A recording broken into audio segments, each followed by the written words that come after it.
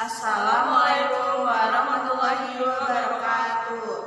Perkenalkan, nama saya Rawiyati. Nama saya Nur Anggraini. Di sini kita akan membahas tentang kritik sastra dan esai. Nah, ini dia penjelasannya. 세상에 모서리 그 부정하게 커버린 걸칫거리 outsider. Pengertian teks kritik. Teks kritik berisi tentang penilaian kelebihan dan kelemahan sebuah karya secara objektif, disertai dengan data-data pendukung baik sinopsis karya, alasan logis, dan teori-teori yang mendukung. Pengertian teks esai. Teks esai berisi kajian tentang suatu objek atau fenomena tertentu dari sudut pandang pribadi penulisnya, bersifat subjektif dan disajikan dengan gaya bahasa khas penulisnya. Jenis kritik. Yang pertama, kritik judisial. Kritik judisial merupakan kritik yang menganalisis dan menerangkan efek-efek pada karya berdasarkan pada akar permasalahan, organisasi, teknik, serta gaya penulisan. Kritik ini berdasar pada standar umum mengenai kehebatan dan kebiasaan. Yang kedua, kritik impersonik. Kritik impersonik merupakan kritik yang berusaha untuk menggambarkan sifat khusus pada sebuah karya serta mengekspresikan tanggapan dari kritikus yang ditimbulkan langsung oleh karya tersebut. Jenis-jenis esai. Yang pertama, esai tajuk. Esai ini dapat dilihat pada surat kabar dan juga majalah.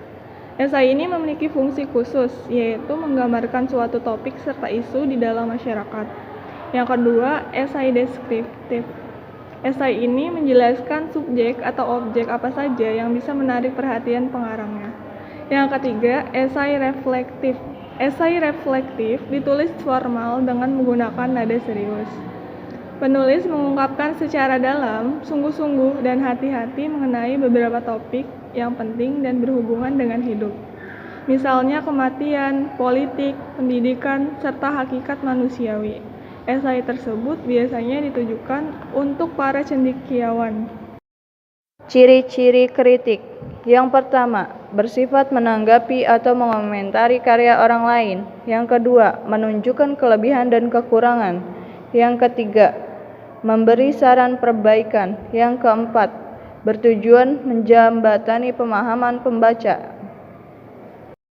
Ciri-ciri esai. Yang pertama, berbentuk prosa. Yang kedua, singkat. Yang ketiga, memiliki gaya pembeda. Yang keempat, selalu tidak utuh.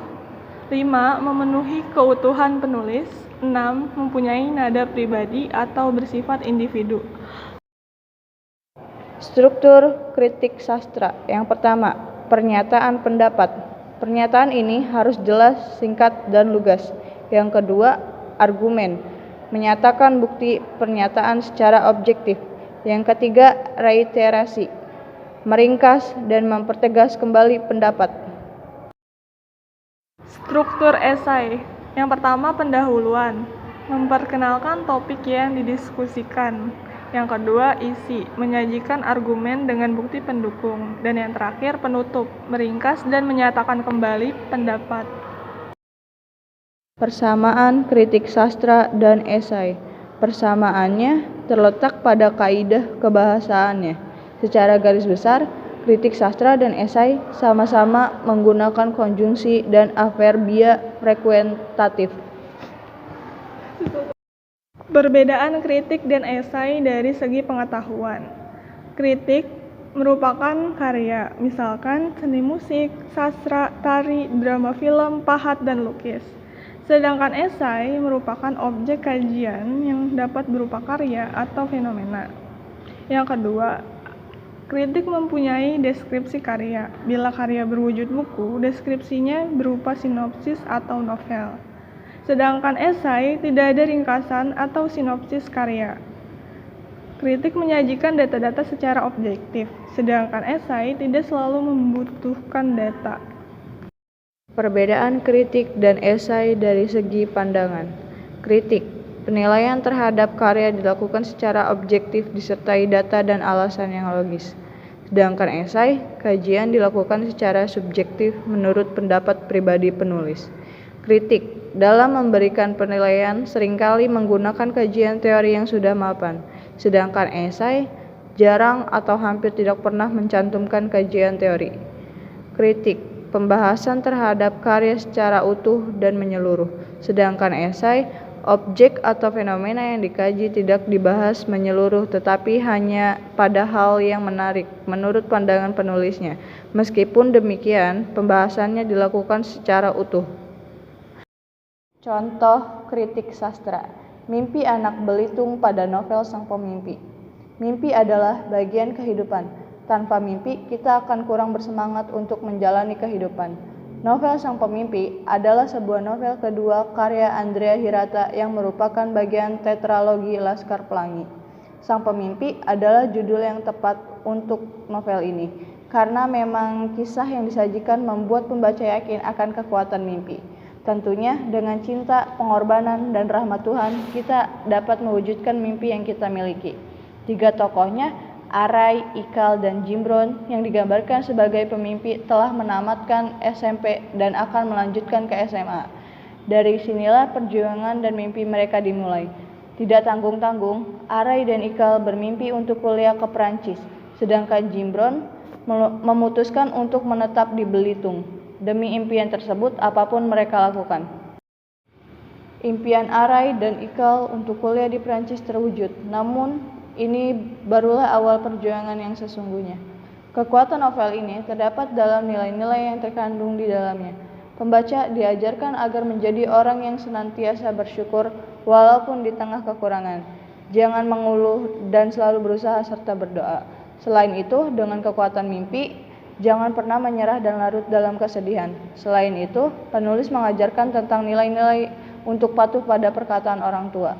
Dalam novel Sang Pemimpi juga terdapat kekurangan yang dapat menjadi masukan bagi penulis. Pembaca dapat mengalami kesulitan dalam memahami bahasa yang digunakan karena ada penggunaan bahasa daerah dan bahasa Inggris yang tidak dijelaskan di glosarium.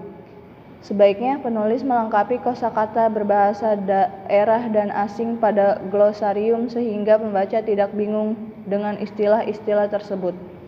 Hal yang digambarkan lewat kata-kata dari kutipan, lalu kami beralih menjadi part-time office boy di kompleks kantor pemerintah. Halaman 69. Contoh esai, candu, sebuah kata yang tepat untuk menggambarkan keterikatan masyarakat kita pada media sosial. Semua kalangan seakan terjerat dalam rutinitas yang sama setiap harinya. Terlebih lagi kaum remaja. Remaja larut dalam aktivitas yang satu ini hampir sepanjang hari. Tentunya ada keasikan tersendiri sehingga remaja betah berlama-lama dalam menggunakannya. Salah satunya sebagai wadah menuangkan berekspresinya. Penggunaan media sosial di kalangan remaja akan memberikan dampak bagi penggunanya. Remaja yang tentunya masih dalam usia belajar sering terganggu waktu belajarnya. Ditambah lagi, sebaran informasi melalui media sosial dapat membentuk opini di kalangan remaja. Misalnya tentang standar kecantikan di kalangan remaja perempuan. Hal lainnya yang sangat berbahaya dari media sosial adalah pornografi dan kejahatan melalui internet.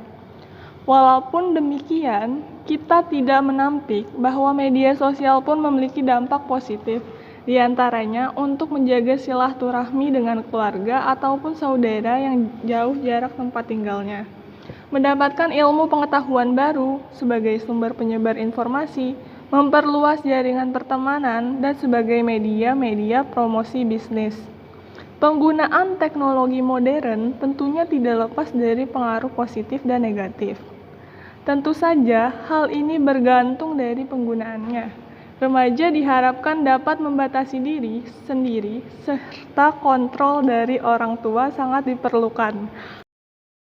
별 하나